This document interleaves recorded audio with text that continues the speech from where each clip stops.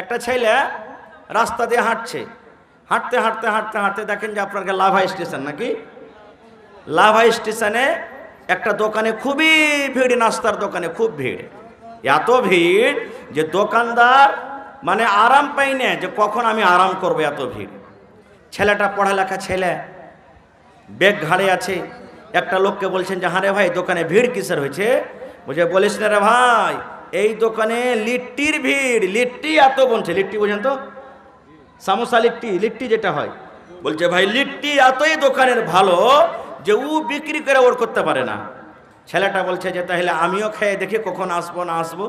লিট্টির দোকানে ঢুকেছে, ঢুকে বেঞ্চ টেবিলে বসে বলছে যে লিট্টিওয়ালা ভাই আমাকে একটা লিট্টি গেলা দাও তো।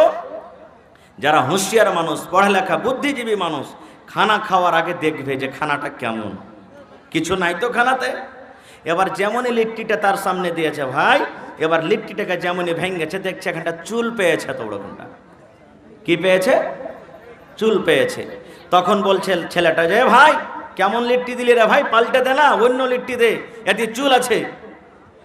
ওই থালাটাকে হটিয়ে অন্য আর একটা থালাতে আর একটা লিট্টি দিয়েছে। দেখছে তো অত এখানটা এত বড় চুল লেগে আছে, এর মাথা খারাপ। বলছে হ্যাঁ রে ভাই ভালো লিট্টি গেলা দেনা রে ভাই, কেমন তুই লিট্টি দিছিস, এতেও যে চুল আছে। থালাখানটাকে হটিয়ে আবার একটা লিট্টি দিয়েছে। দেখছে তো অত এখানটা চুল লেগে আছে। এই ছেলেটা বলছে শালা এর ফ্যাক্টরি দেখবো, এই কোন ফ্যাক্টরিতে আর লিট্টি হয় যে যেটাই পাচ্ছি ওইটাতেই চুল পাচ্ছি। আর সব মানুষেরা তো নিজের ধনে আছে, খেয়ে চলে যায়, খেয়ে চলে যায়। গরমের টাইম ভাই এক পা দু পা করে হাঁটতে হাঁটতে হাঁটতে ভিতর দিকে চলে গেছে, যে জায়গাতে লিট্টি কড়াইতে হয় চলে গেছে। যাওয়ার পর দেখছে গরমের টাইম, গরমের সময় লিট্টি যে বানায় একটাই মাত্র গাঞ্জি গায়ে দিয়ে আছে, এমনে রস চুইছে, এমনে রস চুইছে, রস মানে পাসিনা ঘাম চুইছে ও একবারে, কিছু কড়াইতেও পড়ে গেছে, পড়বে না কত মুছবে। এবারে দেখছে তা আশেপাশে আর কেউ মানুষ নেই, একটাই কিন্তু ওই লোকটা আছে। লোকটা যে আছে তো ওর এখানটা হাত কিন্তু ঠোঁটটা, হাত না এখান থেকে কাটা, একটা হাত ভালো আছে আর একটা হলো ঠোঁটটা। আচ্ছা আপনারা বলেন তো লিট্টি গোল হয় না লম্বা হয়? তো গোল করতে গেলে দু হাতের দরকার আছে না এক হাতের দরকার আছে? দু হাত লাগবে না লাগবে না? এই ছেলেটা মনে মনে বলছে যে হবে ইয়ার হাত এখানটা কাটা আছে ঠোঁটটা হয়ে, আর এখানটা হাতে লিট্টি গোল কেমন করে করছে, কিভাবে গোলটা করছে দেখছি কি কেমন ভাবে লিট্টি করছে। আটা সানা আছে ভাই, তেল যখন গরম হয়ে গেছে আপ লিট্টি ছাড়বে, একটুখানি আটা লিয়ে বগলটাকে উঠিয়ে মারছে দেবো না তেল ছাড়ছে, একটুখানি আটা লিয়ে ওপরে বগলটাকে মারছে দেবো না তেল ছাড়ছে। এই দু চারটা যখন ছাড়া হয়েছে সুবহানাল্লাহ, এই গরমের টাইম বগলখানটাকে এরকম ভাবে উঠিয়ে একবারে ঘাসার মাসার শুরু করে দিয়েছে। এবার ছেলেটা দেখছে তো ওর বগলে 3 ইঞ্চি 4 ইঞ্চি লম্বা লম্বা উলার খেড় লেগে আছে। তখন মনে মনে কইছে ছেলেটা যে আর লিট্টিতে চুল থাকবে না তো থাকবে কি, কি থাকবে?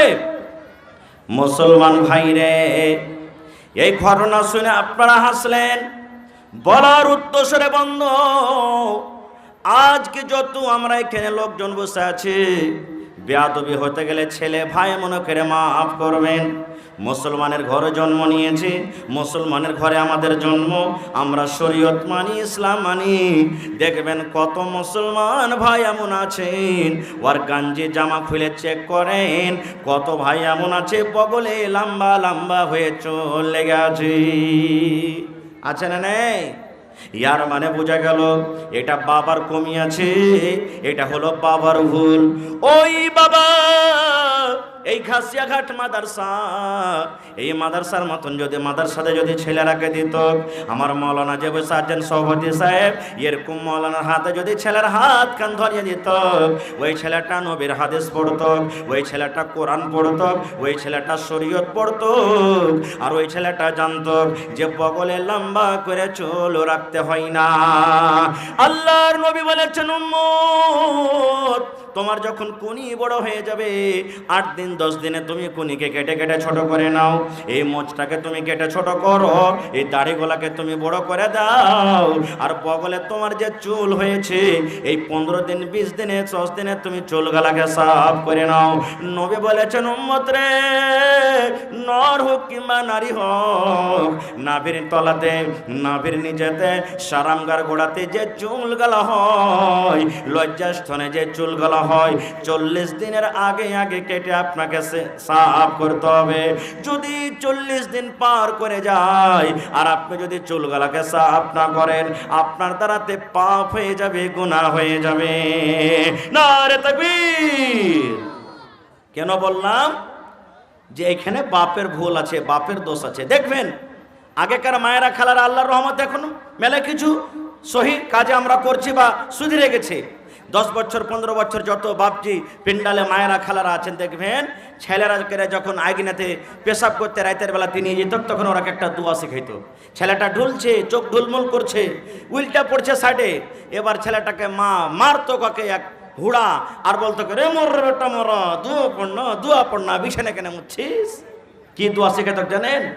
1 বাত্তা 2 বাত্তা 3 বাত্তা ঘর সত্তা বাহির মত্তা। শেখাতো না? শেখাতো না? 1 বাত্তা 2 বাত্তা 3 বাত্তা ঘর সত্তা বাহির মত্তা। এই মুসলমান, ওই মা যদি জানতেন, ওই মা যদি পড়ালেখা হতো, ছেলেরাকে 1 বাত্তা 2 বাত্তা জীবনে শেখাতেন না।